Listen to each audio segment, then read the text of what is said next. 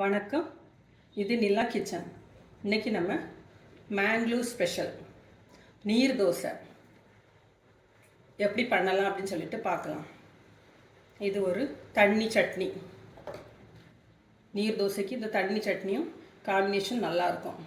இதேமாரி நீங்களும் செஞ்சு பாருங்கள். அதுக்கு முன்னாடி நம்ம வீடியோவை சப்ஸ்கிரைப் பண்ணுங்கள், லைக் பண்ணுங்கள், ஷேர் பண்ணுங்கள். வாங்க இப்போ வீடியோக்குள்ளே போகலாம். எப்படி பண்ணலான்னு பார்ப்போம்.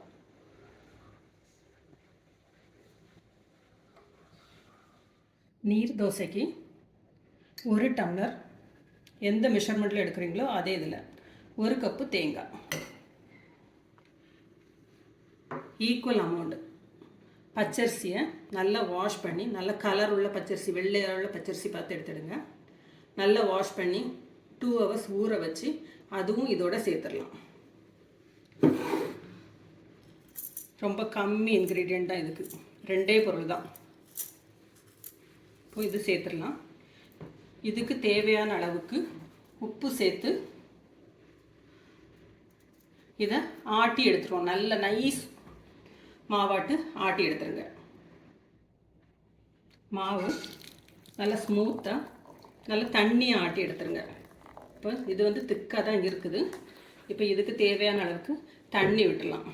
இவ்வளோ திக்காக இருக்கக்கூடாது. மாவு பாருங்கள் எவ்வளோ நைஸாக இருக்குன்ட்டு. மிக்ஸி கழுவி அதையும் விட்டுலாம்.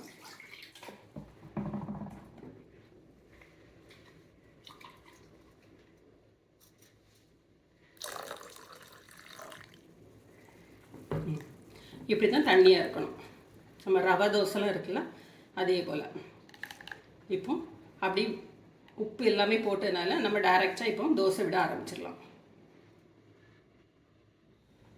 மாவோட பாதம் இதுதான் பாருங்கள். இதேமாதிரி தண்ணியாக இருக்கணும். நீர் தோசை வாட்டரியாக இருக்கணும். இப்போ இதை சுட்டுடலாம். பேன் வந்து தோசை சட்டி வந்து அடுப்பில் வச்சுடுங்க. பேன் நல்லா சூடாக இருக்கட்டும். சூடாக இருக்கச்சில் இதை விடணும்.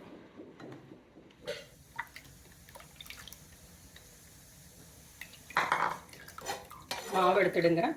ரவை தோசைக்கு விடுவோம்ல, அதே போல் இப்படி விரிச்சு விட்டுருங்க. கேப்பெல்லாம் ஃபில் பண்ணி விட்டுருங்க.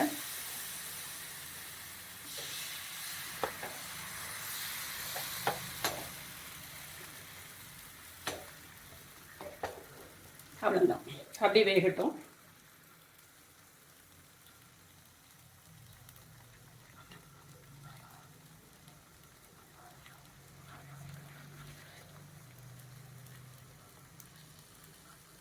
இந்த தோசை வந்து மாற்றியெல்லாம் போடண்டாம். இந்த நல்லா வெந்து வறுத்து பாருங்கள். சைட்லேருந்து விட ஆரம்பிச்சாச்சு.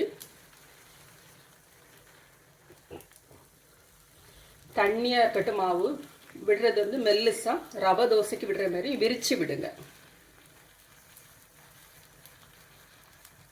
இப்போ இதை எடுத்துடலாம்.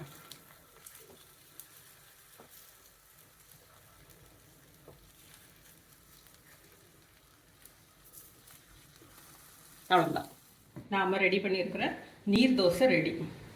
இதேமாரி தான் இருக்கும். நல்லா ஒயிட்டாகவே இருக்கும்.